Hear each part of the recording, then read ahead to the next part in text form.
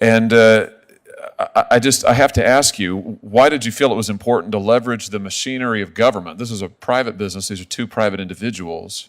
Why did you feel it was important to leverage the machinery of government to force these two Catholic business owners to violate their sincerely held religious convictions? Help me understand this. Thank you, Senator Hawley.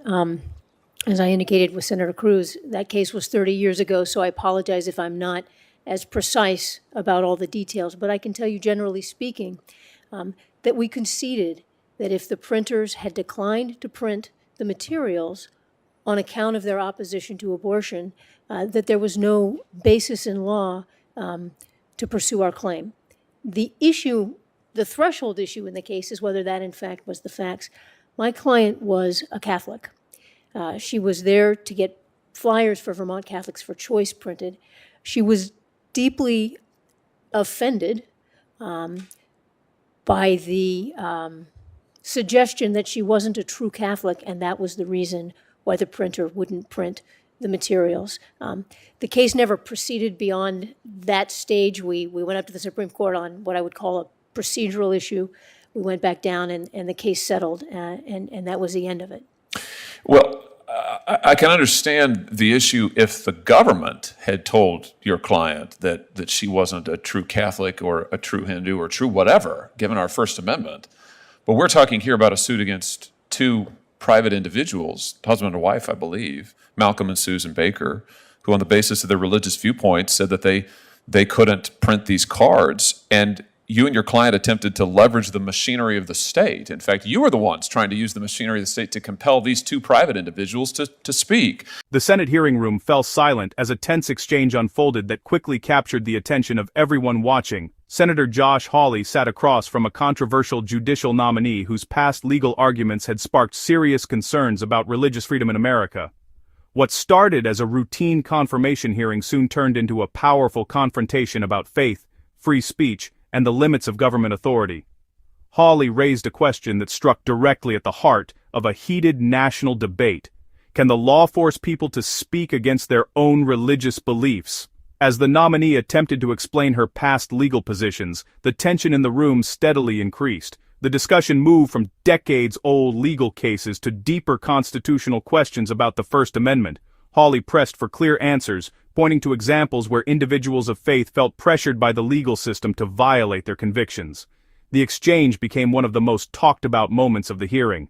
What followed was a back and forth that revealed not only the nominee's legal philosophy, but also Hawley's unwavering stance on protecting religious liberty.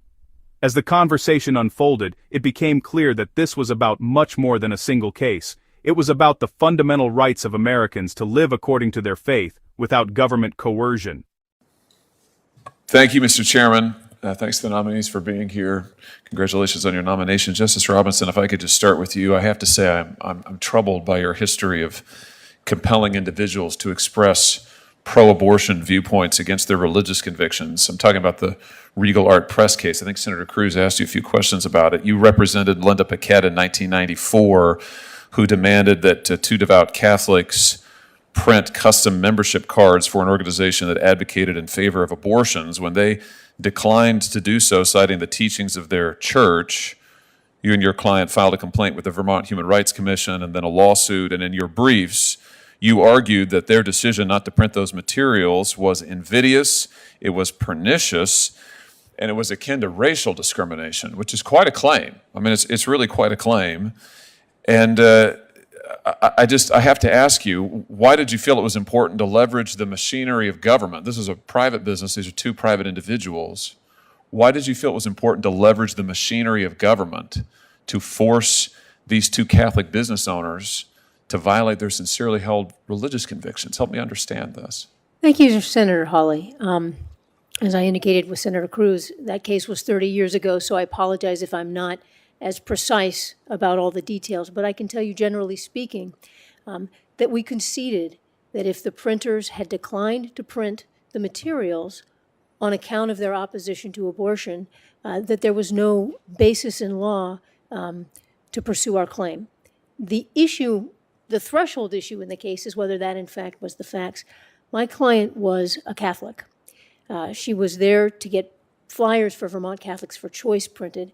She was deeply offended by the suggestion that she wasn't a true Catholic, and that was the reason why the printer wouldn't print the materials. The case never proceeded beyond that stage. We went up to the Supreme Court on what I would call a procedural issue.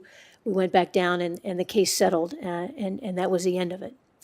Well, I can understand the issue if the government had told your client that she wasn't a true Catholic or a true Hindu or true whatever, given our First Amendment.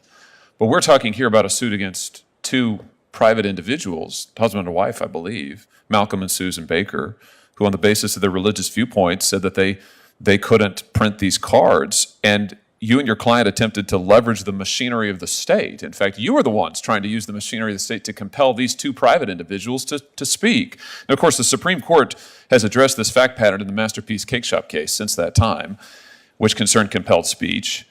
In light of Masterpiece Cake Shop, do you acknowledge today that your client would not have the right to compel other individuals to speak in a way that she favors?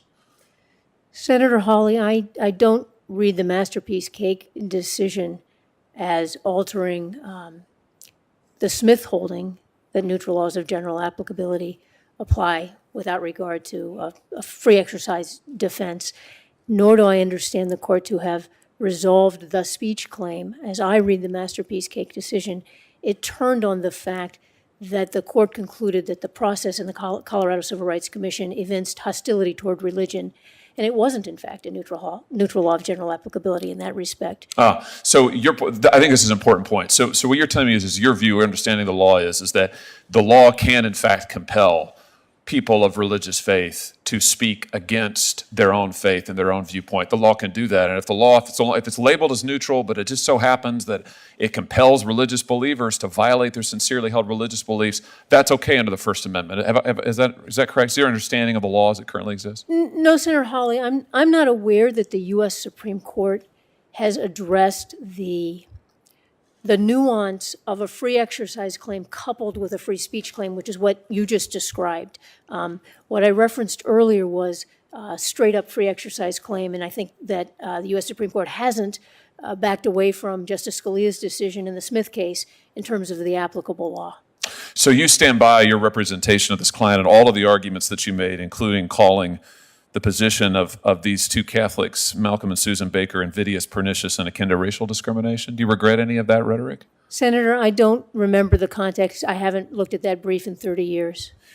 So does the passage of time make it any different? I'll give this to you for the record, and that'll allow you to refresh your memory. But I'm quoting you: invidious, pernicious, akin to racial discrimination. As you sit here, does that not trouble you? You're describing the religious beliefs of practicing Catholics who are citing the teachings of their church. You think that's akin to the Ku Klux Klan?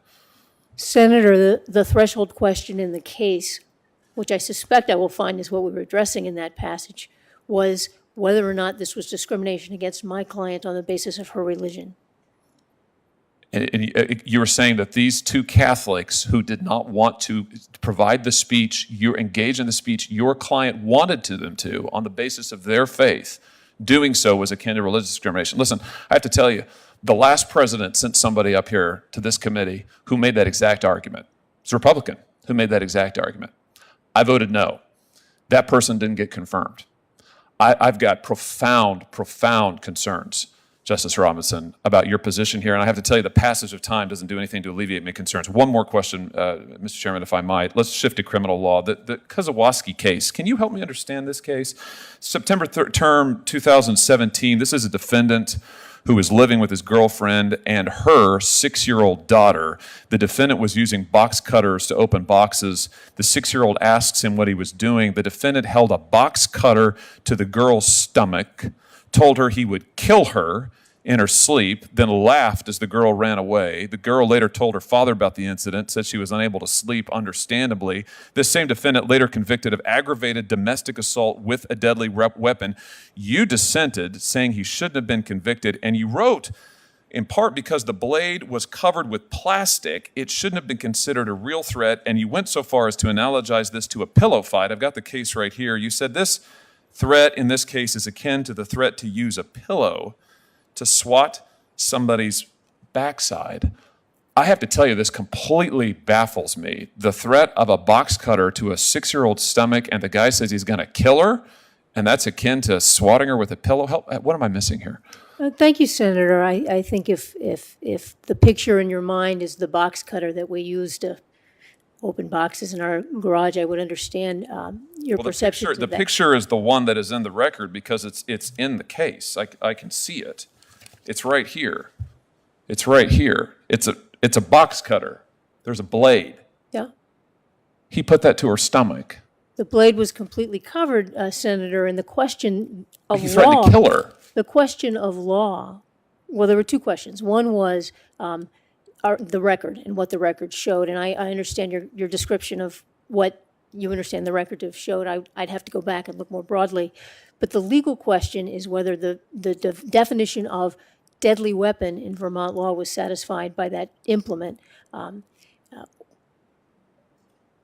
The fact that an implement may be used in a deadly way doesn't make it, by definition, a deadly weapon. And so the question involved the very specific nature of that box cutter and the way he used it. Well, all I can say is I find your position in this case frightening. And the idea, as the father of 3 young children, the idea that somebody puts a box cutter to a young girl's stomach and says he's going to kill her in her sleep, and that's not an issue, frankly, I think that's crazy. Thank you, Mr. Chairman. Senator Durbin has gone to vote. I will go shortly, but that concludes our first panel. We thank both of you for your excellent testimony this morning, and congratulations again to you and your families.